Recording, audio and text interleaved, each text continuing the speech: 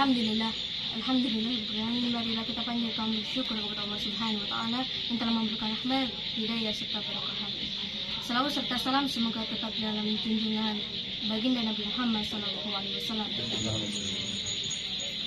Sebuah kekikiran, kita pelik kepada seseorang.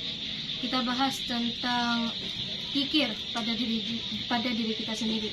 Oke, para sahabat, kita itu jangan pelit pada diri kita sendiri. Kita itu jangan pelit kepada seseorang, dan terutama itu kita sendiri jangan pelit kepada Sang Maha Kuasa. Apa artinya itu, para sahabat? Yang artinya kita jangan pelit kepada Sang Maha Kuasa, kepada Allah Subhanahu wa taala. Itu diantaranya adalah malas untuk sholat, malas untuk beribadah, malas untuk mengaji, malas untuk melakukan amalan yang baik, malas untuk membuka pintu yang kebaikan yang harus kita lakukan. Itu. Nah, jadi jangan pelit kepada diri kita, karena kalau kita sudah pelit kepada diri kita, jangan sampai kita pelit kepada Allah Subhanahu wa taala. Kikir kepada iman kita, kikir dalam batin kita, kikir dalam kebaikan, kikir dalam keamalan. Kalau kita sudah kikir dalam keamalan, sudah kikir dalam pelit dalam beribadah, lalu kalau sudah hampir mautmu sudah menyambutmu, lalu kau berbicara, ya Allah, berikanlah surga yang enak, sedangkan amalan saja kau tidak lakukan, para sahabat. Terus juga kita bahas tentang jangan pelit kepada diri kita sendiri, para sahabat. Jangan pelit kepada diri kita sendiri. Contohnya kikir dalam diri kita, kikir kepada orang lain, kikir kepada semua orang, kikir dalam beramal, kikir dalam beribadah. Kita jangan selalu merasa puas dalam melakukan sebuah ibadah, yaitu diantaranya sholat. Kita jangan selalu merasa puas dalam untuk melakukan kebaikan di hadapan Allah Subhanahu wa taala. Jangan selalu merasa puas dalam untuk bersedekah. Jangan selalu merasa puas dalam menyiarkan Islam, dan juga jangan selalu merasa puas untuk melakukan kebaikan di hadapan Allah Subhanahu wa taala. Kita lakukan apa kewajiban kita. Kita jangan sampai mengatakan aduh ataupun mengeluh kepada orang tua ataupun mengeluh kepada Allah Subhanahu wa taala.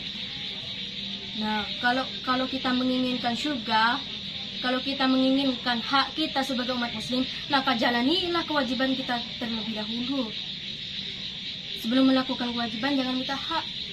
Nah, jadi kalau kita membahas tentang itu, para sahabat, nah, apa yang kita punya, apa yang kita dapatkan hari ini ataupun hari esok, na'udhu mayhatukum harakuliyatu mahbum mungkin wa bahwutu madroba wa khaihna kullutu aksyafirah.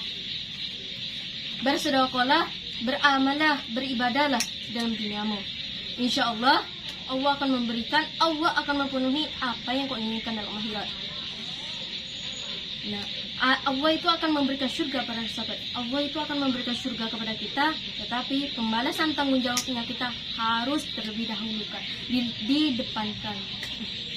Oleh karena itu, marilah kita para sahabat untuk selalu melakukan kebaikan, melakukan sebuah amalan yang baik di hadapan Allah Subhanahu wa taala, baik dan berpositif di hadapan masyarakat.